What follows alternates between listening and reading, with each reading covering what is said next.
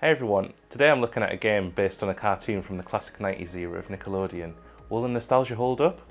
Find out as today I look at Real Monsters!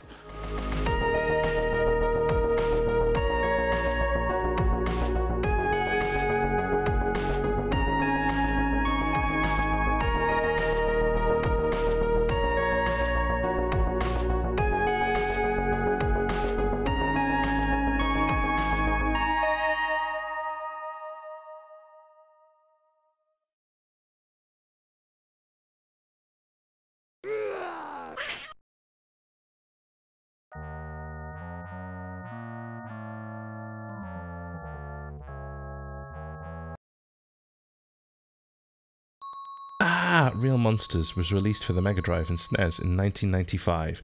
It's a single-player game only. It has two difficulties, Horror and Nightmare, with the latter simply increasing the difficulty somewhat.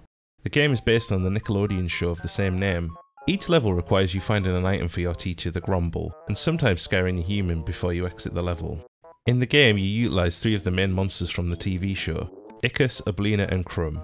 Just like similar games of this gimmick such as Trine, Lost Vikings and Animaniacs, coming soon by the way, each character has slightly different stats. Ickis can jump further, Oblina can jump higher, and Crumb is best for making short jumps through tight spaces.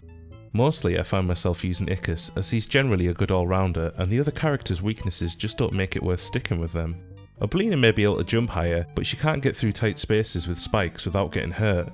Crumb's use of small jumps is needed so infrequently that I think I used him in the game more out of pity than actual usefulness. You can pretty much play the whole game with Ickis and be fine, except for the few sections where you need each monster's special ability.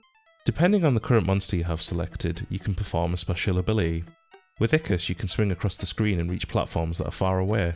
With Oblina you can stack the monsters on top of each other and reach higher platforms. With Crumb, well, let's just say he draws the short straw again. You can hit his eyeball across the screen to scope out the area, but it usually goes way past where you want it to, or doesn't provide any crucial information. I didn't use his ability once during my playthrough, just for recording purposes. You have the ability to throw rubbish at enemies, and for each monster manual you collect, you'll be able to use the Scare ability. The Scare ability makes short work of normal enemies and helps shave off health from bosses' health bars. The animation for each scare and special ability is great, especially Crumb's. The art style is faithfully recreated from the show, which is from the always wacky and weird Klasky Csupo, who are probably best known for doing the first 3 seasons of The Simpsons, or Nickelodeon's first animated feature, Rugrats. Sadly though, the developers get a bit lazy with some of the backgrounds. In the dump levels, everything looks suitably gross. There are spikes dotted around as hazards, springy cushions to jump higher, and plenty of rubbish. Flash forward to later levels, we still have spiky objects that cause damage, and to the developers' credit, they at least change things up. You can get spike damage from dinosaur bones in the museum for example, but why do we have some things reappearing from the dump inside other levels? How many times do we have to fight the dog as a boss whilst we're at it? The developers' effort is certainly a mixed bag, but they put little details in, like creating fake titles for movies when passing the cinema, but then they just have bland, repetitive backgrounds for nearly every level.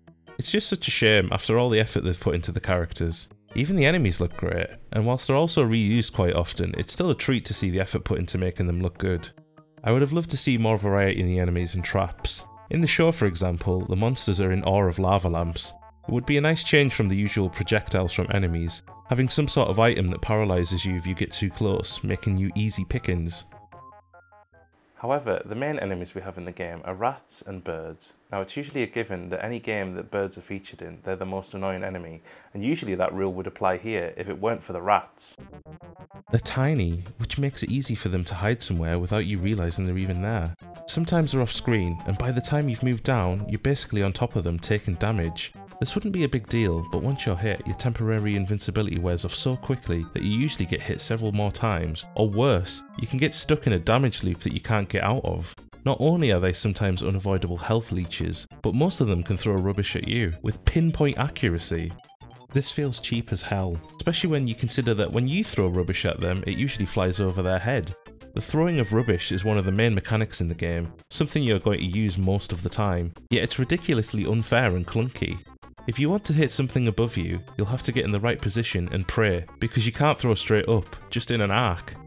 You sometimes come across items that increase projectiles to 3 items being thrown, but outside of the dump, you rarely come across these items. The game is full of cheap moments like this.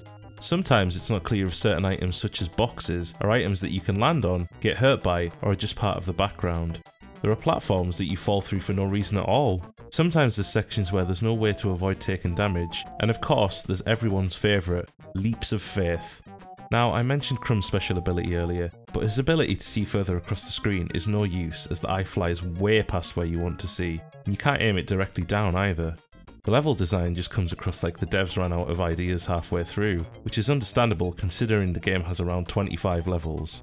We have some light platforming, some Mega Man style disappearing platforms, and insta-death water, because monsters hate water of course. Even dying is abrupt and just freezes gameplay. There are some useful items in the game, such as health items like a jar of flies or eating bugs on the ground to gain a bit of health. There is even a diaper or nappy for us Brits that grants invincibility for a short time, but they're few and far between, and they're never given to you at a point in the level where it would be useful, so it's just pointless. So you're going to be dying a lot, and even if you don't, your health bar doesn't regenerate between levels. Luckily there are a few mini games every levels, and if you complete them you get a continue. You'll need the continues, especially in later levels. Between each stage you travel through the dump again to get to the next level. This is faithful to the show as that's how monsters travel between places, and you even travel through toilets at one point, but revisiting the dump so many times just gets tedious. Again, this game feels equal parts lovingly crafted combined with a lot of corner cutting. The same goes for sound design. Each monster has its own animated scare, but all of their screams sound the same. The music's fine, but it's usually just a variation on the same theme, except for one song which sounds like a rip-off of For Whom the Bell Tolls by Metallica.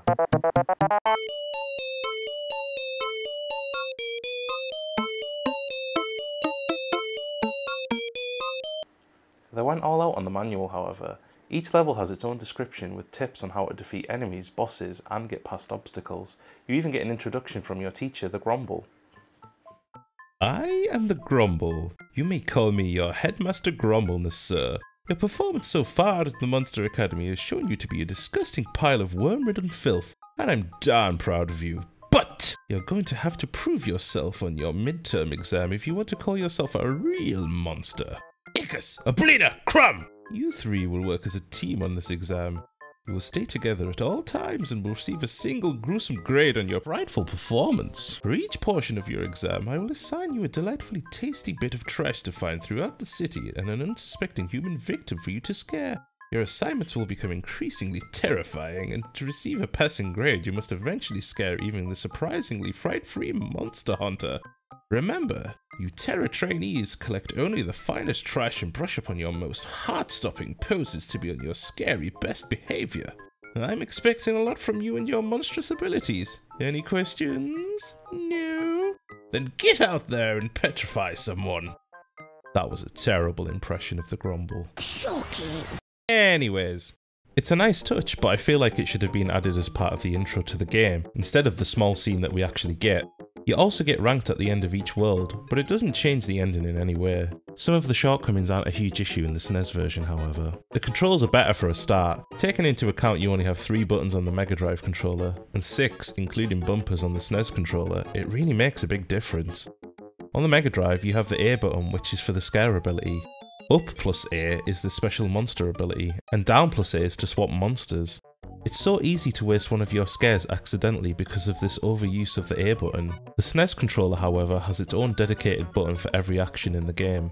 The improvements don't stop there, however. The sound is better and even includes some voices and better sounds for the monsters. The music is better, as is the animation. Although, the slightly lesser graphics on the Mega Drive make the whole feel of the game a bit darker and grungier, kind of like watching a horror film on an old VHS instead of a crystal clear Blu-ray. Overall, the game looks great, but the gameplay just doesn't hold up.